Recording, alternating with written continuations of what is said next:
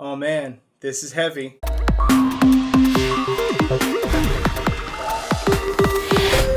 So if y'all haven't seen it, one of my favorite comedians, John Mulaney, has a great bit in one of his sets about the movie Back to the Future. I don't know if I can really play it here before YouTube taking it down, but I highly recommend you give it a watch. Now you say they go to the past. How about we call it Back to the Past? No. A Back to the Future. Right, but they go to the past. Yeah. Back to the Future is a dice-driven, co-op sort of pick-up and deliver game. Everybody rolls their dice, and that's the actions that they're going to get to take. Now, there is a decent amount of mitigation with that dice, so it's not like you're just going to roll and have a terrible turn and nothing to do. I mean, that could kind of happen sometimes, but mostly you're going to have a decent amount of mitigation. But you're going to be moving around the board, which is different years throughout all three movies, the whole trilogy and everything. And you're going to be completing events at these locations by spending the correct die faces. And then you will pick up an item, and that item needs to be delivered back to its correct place in time. And now obviously it's never going to be in the same year you're in. If I complete an event in 1955, I'm going to pick up an item that needs to be delivered back to 2015 or whatever to set the timeline right. And that's basically the whole game. You vary the level of difficulty in the game by the number of events you have to deliver, because the only way that you lose really is by this out-of-time marker getting all the way to the end. And this out-of-time marker moves closer towards the end as the game progresses, and really as you kind of do a bad job, I guess. At the end of every round, you look at whichever year has the most events on it, and the out-of-time marker will move up that number of spaces. There's also these, I think they're called paradox tokens that can be placed on the board because of that. That'll make it move forward more.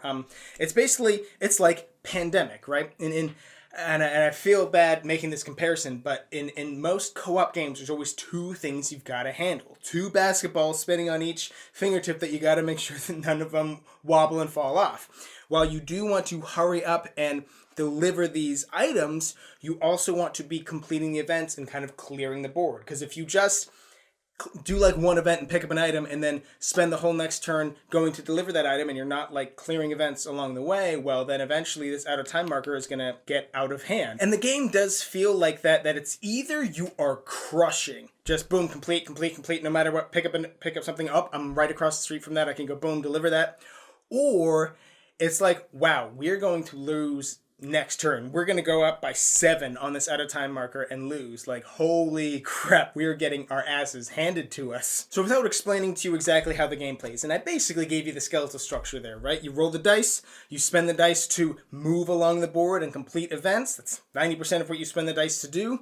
But there are lightning bolts that you can roll that'll let you re-roll the dice, right? I can spend this lightning bolt to re-roll my other 3 dice or whatever. Or you can spend any 2 of the exact same face as a single wild face, which is something that they had in Tiny Epic Galaxies, which I really liked. Also, you can pitch any die to just move 1 space. There are faces on the die that'll let you move to any year or move to any location within the year, but you can always pitch one to just move 1 space.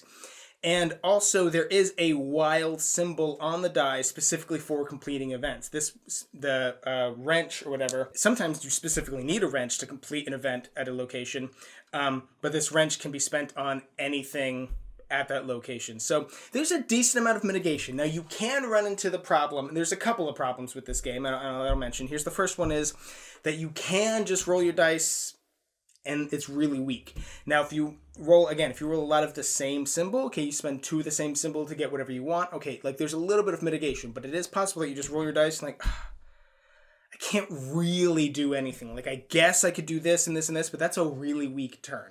Okay, which in a co-op game can feel really bad, especially when like turn order is really important. Oh, if you can just get here and leave a die here for me, it's something you can do. You can leave dice places and then get out of there, then I can go and I can use it. Oh, nope, we didn't. I can't even get over there, guys. I don't know what to do. Also, this game could suffer from the sort of game master thing, right? Where it's one person, especially this happens a lot in co-op games, where one person just kind of takes control and says, you do this, do that, you do this, do that, you do this, do that, right? Now, I played this game with 2, 3, and 4 players. And actually, I think it's good at all different levels. Actually, I don't even know if I've really gotten into my opinion yet. I do kind of like this game. I think it's pretty good. It's maybe like a 6.5, 7 out of 10. Like, I'm not in love with it. It's not like one of the best co-ops ever. I think it's probably a little bit better than that Wonder Woman game that Ravensburger put out like just a few months ago.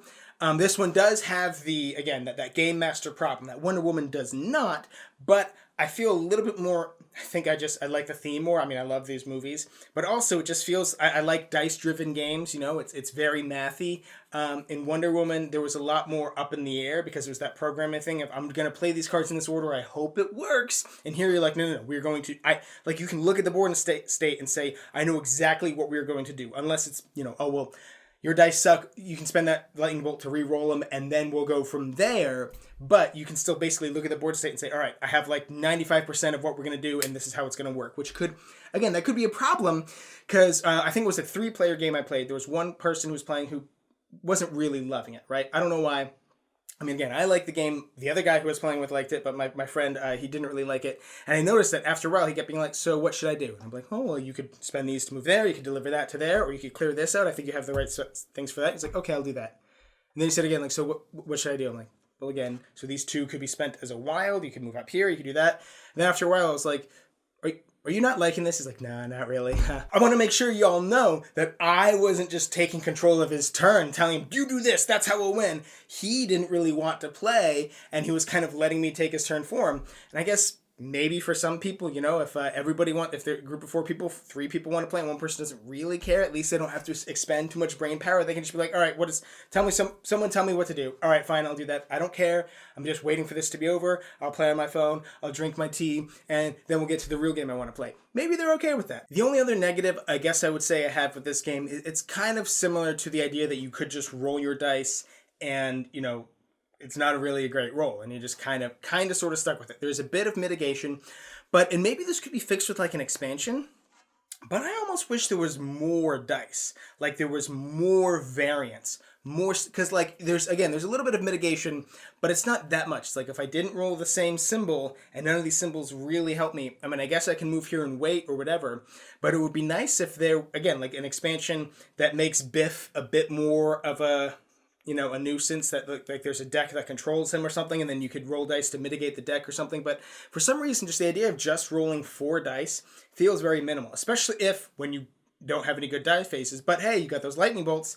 Okay, well now I'm down to 3 dice. Or there's an event that can remove a die too. So I'm 3 dice, and then I have spend a lightning bolt to reroll, so now I've got 2 dice.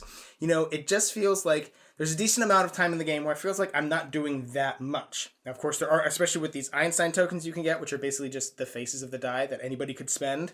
There are times when you feel like you're doing a decent amount. But there could be, in a game of like 10 or 15 turns, there could be like 4 turns where you're just like, well, that was nothing, which is a decently, upsetting percentage. But overall with this game, I know I had a few negatives. I always try and list the negatives that I have with games, but I think this one was pretty fun, I didn't absolutely love it, but I'm kind of considering keeping it. I have a lot of co-op games right now, and I'm at the point right now where I'm almost going to be a 1 in, 1 out. I'm starting to reach critical mass where I have to really vet games before I fully add them to my collection semi-permanently, but I don't know. I had a lot of good time with this one. I think the theme and the simplicity of the rules is going to bring people in, especially I did play this with a 4-player game with really experienced gamers, and we were going real fast. Like, boom, boom, boom. Okay, I'm going to do this. No, wait, I'm going to do that. No, wait, I need that Einstein token. No, wait, but I'm going first, so I'm going to come here and do this. Like, you can really burn through it. But you can also teach newer people with this game too. So that versatility, there's a lot of value there. The only thing that I don't like is Ravensburger always does this where they put the stickers on the side of the box instead of wrapping it in plastic. Like, I mean, if it's more environmentally friendly or whatever, I guess, but I wish there was a more environmentally friendly solution to plastic than this sticker thing, because I just hate the sticker thing. Anybody else with me here? If any of what I was talking about in this video sounds interesting to you, I am going to put a purchase link to Back to the Future in the description box down below. Go ahead and get yourself a copy. Also in the description box down below, there will be a link for Game Toppers. That's this tabletop that you've been seeing on here. It's awesome, it's amazing and wonderful, and I love it, and it's great, and it's awesome, and I love it, and it's awesome, and I want, and it's wonderful, and it's great, and it's awesome, and it's what. Either way, you should subscribe to our channel so you'll never be bored. My favorite part of the movie is when Marty goes, oh, great Scott, Dr. Brown.